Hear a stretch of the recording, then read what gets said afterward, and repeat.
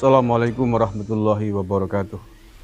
Salam Nusantara, salam sejahtera untuk saudara-saudaraku semuanya sebangsa setanah air dimanapun Anda berada. Ini adalah video kedua terkait dengan terbongkarnya bendera HTI di gedung KPK yang diungkap oleh mantan Satpam KPK, sahabat kita, sahabat Iwan Ismail, anggota Banser yang menjadi satpam di KPK dan kemudian dipecat gara-gara memfoto bendera HTI di kantor KPK, di dalam kantor KPK, dan kemudian viral dan membukakan mata kita. Istilah Taliban di kantor KPK ternyata menurut saya bukan isapan jempol belaka. Buktinya apa? Di dalamnya ada bendera HTI. Kasus ini terjadi pada tahun 2019, tapi baru ramai dibicarakan, terbongkar geger hari ini setelah sahabat Iwan Ismail membongkar dan membeberkan semua itu kepada publik melalui surat terbukanya pasca 57 pegawai KPK dipecat karena tidak lulus tes wawasan kebangsaan. Nah, pada video kali ini saya ingin membacakan surat terbuka dari Iwan Ismail ini secara utuh keseluruhan tentang apa yang dialaminya, kronologinya dari dia melihat bendera HTI di kantor KPK itu sampai kemudian dia membuat surat terbuka tersebut. Ini ya surat terbukanya, saya baca yang diangkat oleh suara.com. Kepada yang terhormat 1. Presiden Joko Widodo, 2. Dewan Pengawas KPK, 3. Ketua KPK RI, 4. Ketua DPR RI, 5. Menko Polhukam, 6. Kapolri, 7. Panglima TNI, 8. Ombudsman RI, 9. Komnas HAM RI, 10. Ketua WP KPK. Assalamualaikum warahmatullahi wabarakatuh. Salam silaturahmi saya sampaikan. Memperhatikan ramainya riak-riak kegaduhan permohonan keadilan hasil dari TWK KPK RI. Dengan ini saya memberikan informasi sesuai slogan berani jujur hebat, jangan dipelesetkan menjadi berani jujur pecat, agar menjadi pertimbangan untuk menanggapi kegaduhan 56 pegawai yang memaksa diangkat ASN. Selama ini saya diam dan menerima keputusan tanpa ada keadilan. Biarkan Allah Subhanahu wa Ta'ala yang membalas, karena Allah Subhanahu wa Ta'ala Maha memberi rizki. Saya yang bertanda tangan di bawah ini ex pengamanan KPK yang dipaksa mundur tanpa proses sidang kode etik, sepihak dipaksa memilih untuk mundur atau diberhentikan dengan tanpa ada pembelaan melalui proses sidang kode etik. Nama Iwan Ismail, NPP 00, saya ulangi, 00012167, Jabatan Pengamanan. Kronologis kejadian, setelah melalui proses panjang, ikut seleksi umum rekrutmen pegawai tidak tetap sebagai pengamanan KPK tahun 2018, tepatnya bulan Oktober sampai November, alhamdulillah saya menjadi bagian dari 45 orang yang lulus tahapan seleksi dari ratusan ribu peserta. 2. Mulai diangkat sebagai PTT tanggal 14 November 2018, mulai bekerja diawali dengan ikut pelatihan induksi pegawai pada tanggal 3-5 Desember 2018 dan pelatihan pengelolaan rumah tahanan dan pengawalan tahanan pada tanggal 6-8 Desember 2018. 3. Proses kronologis dimulai ketika saya kerja dan patroli gedung. Tepatnya bulan Februari, saya keliling untuk kontrol ruangan di malam hari, lalu saya kedapatan melihat bendera hitam putih dalam kurung milik HTI di beberapa meja kerja pegawai KPK yang ada di lantai 10 gedung merah putih. Lalu saya ambil foto, namun saya tidak terlalu menghiraukan, mungkin ini hanya oknum pegawai yang mungkin sebatas simpatisan saja, mungkin besok lusa juga hilang atau dicabut lagi. 4.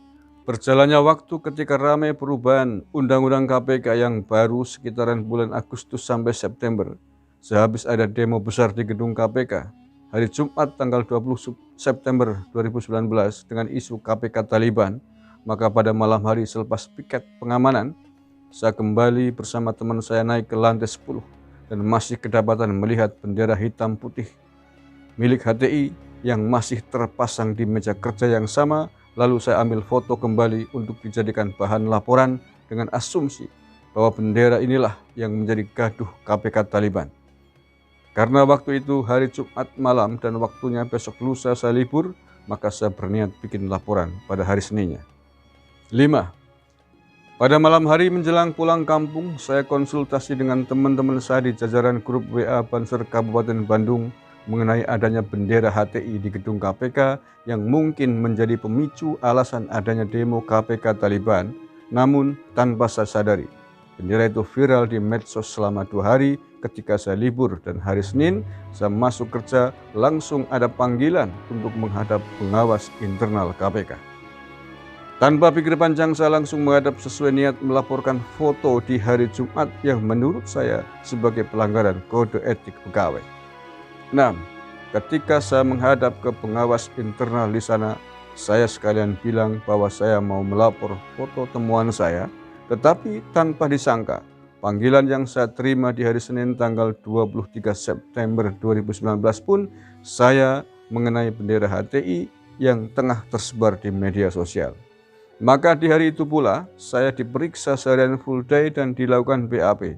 Saya merasa malah menjadi tersangka atas viralnya bendera hitam putih di medsos.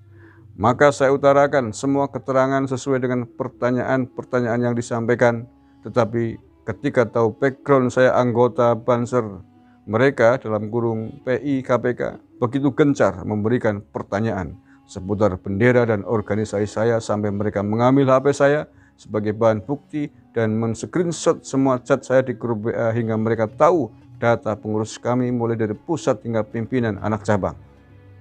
Ada beberapa pertanyaan yang membuat saya heran dan tanpa dasar di antaranya. Apakah Pak Iwan bagian dari ormas luar atau jangan-jangan simpanan ormas luar? Saya jawab, saya sudah tidak menjabat sebagai pengurus PACGP Ansor sejak Desember 2017. Kalau saya bagian dari tongkat Banser, apa tidak boleh saya berbakti untuk negeri di KPK? Kalau saya bagian ormas luar, berarti di KPK ada ormas dalam dong. Apa iya HTI bagian dari ormas dalam KPK? Atau apakah Pak Iwan orang simpanan kepolisian? Dijawab, kalau saya orang simpanan kepolisian, mungkin KPK lebih tahu siapa yang menyimpan saya. Kan selama ini saya masuk KPK sesuai seleksi yang ketat selama berbulan-bulan sesuai jadwal. Jadi Anda menganggap saya mata-mata kepolisian begitu? Mereka enggak jawab balik pertanyaan saya. 7. Berjalannya waktu tibalah ketok palu DPR RI mengesahkan RUU KPK menjadi Undang-Undang KPK yang baru nomor 19 tahun 2019 menggantikan Undang-Undang KPK yang lama nomor 30 tahun 2002 pada tanggal 19 Oktober 2019.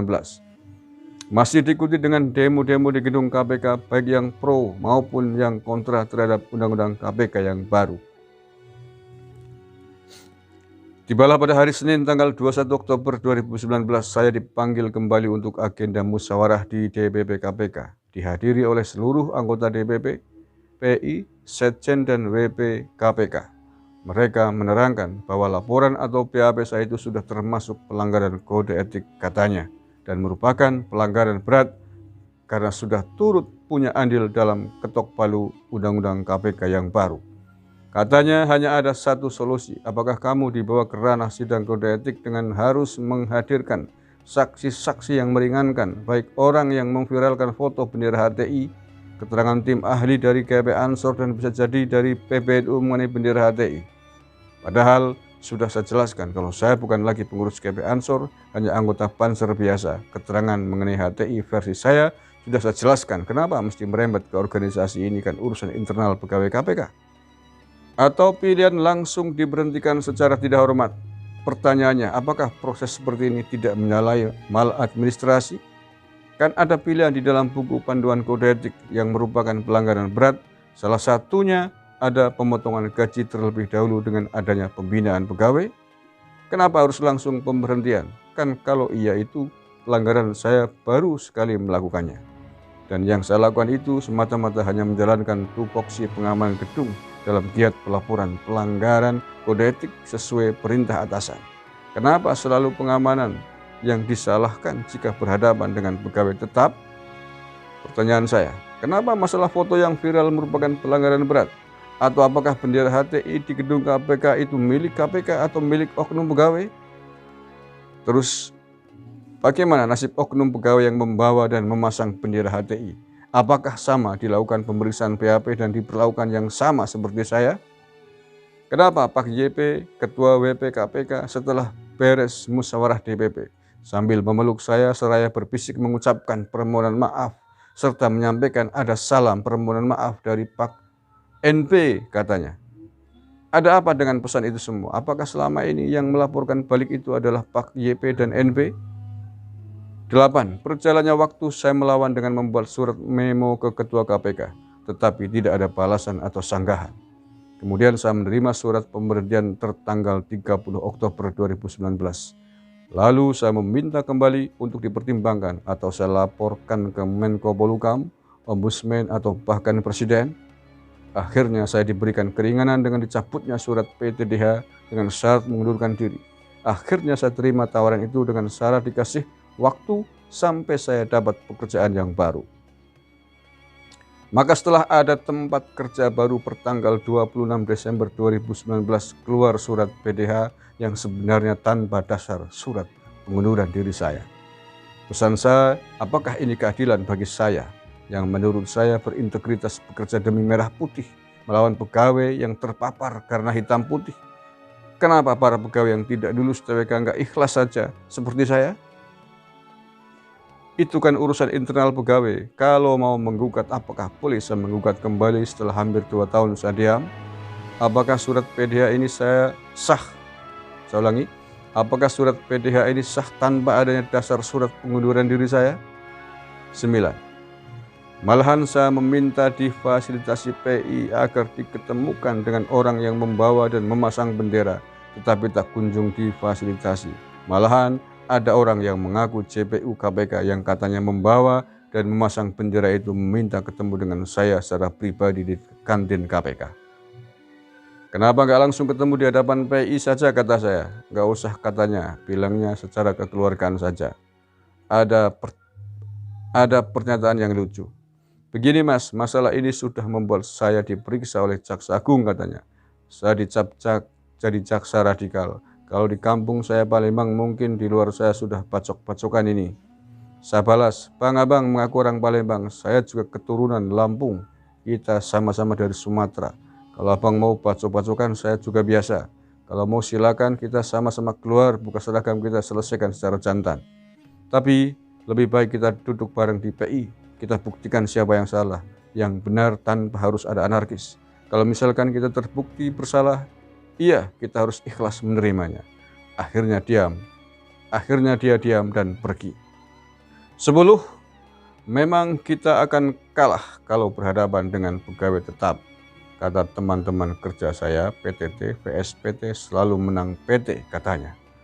Mohon ditindaklanjuti dan arahannya Bapak garis miring Ibu semua dengan pengalaman peristiwa kelam saya.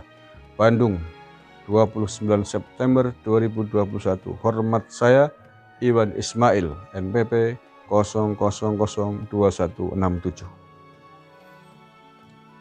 Demikian surat terbuka dari sahabat Iwan Ismail, Satpam KPK, anggota Banser, yang dipecat oleh pegawai KPK, oleh kantor KPK, oleh institusi KPK ketika itu, gara-gara membongkar ada bendera HTI di dalam gedung KPK.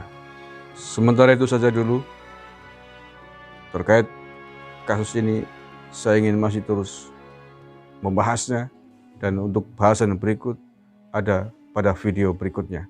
Terima kasih. Assalamualaikum warahmatullahi wabarakatuh.